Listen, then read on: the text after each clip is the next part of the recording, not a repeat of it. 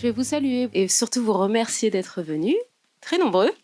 Je vais introduire sur Uncut, qui fait exactement 3 minutes et des poussières. Ça a beau être court, mais c'en est pas moins une mine d'or pour l'imagination. Alors en effet, ici joue d'abord un véritable hommage, je suis sûre que vous l'avez vu au cinéma muet, surtout à travers la langue des signes et son sous-titrage, la musique Dixie du jazz classique de la New Orleans du début du XXe siècle, et puis évidemment noir et blanc et les cartons de texte, voilà. Je me suis dit que c'était un petit peu une scène de ménage entre les talkies et les films muets, d'une certaine manière. Uncut est finalement un spin-off d'un autre film qui s'appelle Je ne connais pas d'Alice. C'est une scène qui n'avait jamais été montée à l'époque, donc il l'a montée 10 ans plus tard. L'idée d'un spin-off, ou ceux qui suivent pas mal les séries, les choses comme ça, c'est évidemment de faire un dérivé à partir d'une histoire en se concentrant sur un rôle secondaire. Donc là, c'est ce qui s'est passé avec Uncut, donc, qui était Alice dans le film Je ne connais pas Alice, donc.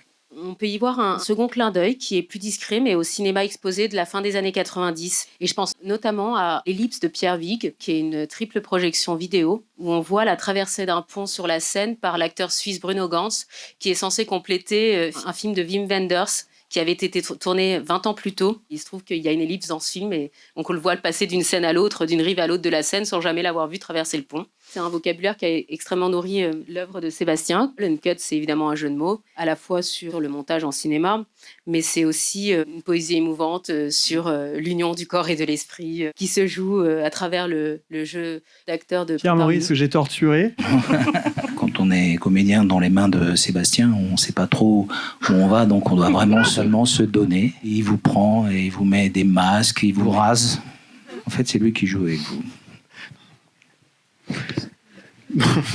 J'espère que t'as passé quand même un moment pas trop désagréable. Les effets spéciaux, c'est pas toujours agréable en fait. Mais tu t'en es très bien sorti. Ce film qui est tellement drôle est quand même issu d'un film qui est beaucoup plus sombre, et c'est le plus sombre de la sélection. Il s'agit de Je ne connais pas d'Alice. Aurore Laurent parmi nous aussi ce soir. Bonjour.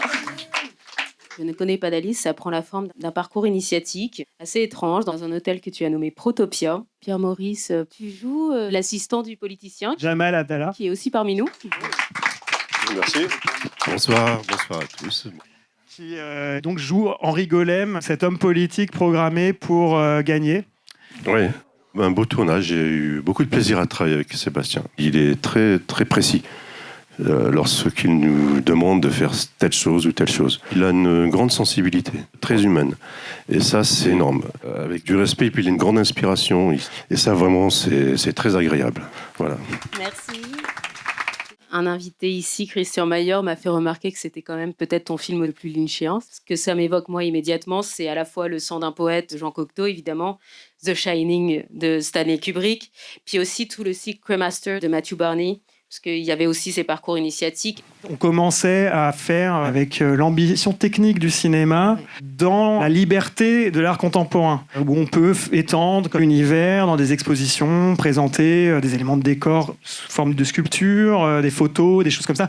Enfin, moi, ça m'a subjugué. J'y ai vu aussi, à la toute fin, la dernière séquence, il y a ce passage sur de la vidéosurveillance où il y a un léger délai, et donc on a l'impression que Alice est finalement, depuis tout du long, commandée par un personnage, un adolescent qui a l'air de finalement jouer sur son écran de vidéosurveillance ou d'ordinateur, on ne sait pas trop.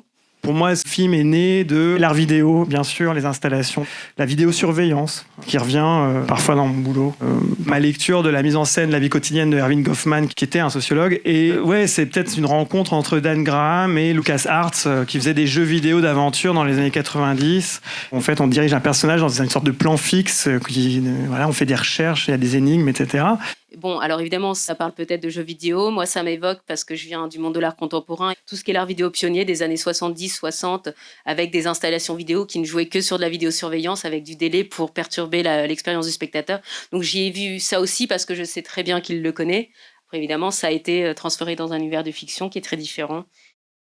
Si quelqu'un a envie de poser une question, ou plusieurs des choses qu'on n'a pas abordées, c'est-à-dire énormément de choses. Oui, enfin moi il me semble qu'il y a un élément central, il est torturé, découpé, virtualisé, magnifié, héroïsé, c'est le corps, corps, la place du corps. En fait, le corps, c'est une image, donc la face, le corps est une interface, voilà, et du modelé, une sculpture. Et à l'intérieur, c'est dégueulasse. selon les points de vue. La manière en fait dont il devient un élément scénaristique systématiquement, une sorte de clé de voûte qui va en fait organiser l'intrigue. J'aimerais savoir à quel moment commence la réflexion sur tiens, cet élément du corps, on va le transformer. Le côté art m'a amené à m'intéresser à la sculpture. Et donc c'est vrai qu'au départ, je partais de ça, de cette idée de sculpter le corps, de le transformer, de montrer par le modelé, par la forme, par le corps. C'est cette idée de montrer de l'intérieur à l'extérieur. Le but, c'est de montrer la psyché. Et le corps exprime ça par le psychosomatisme, par exemple. Le fait de ne pas contrôler son corps. Merci beaucoup d'être venu. Merci. Merci.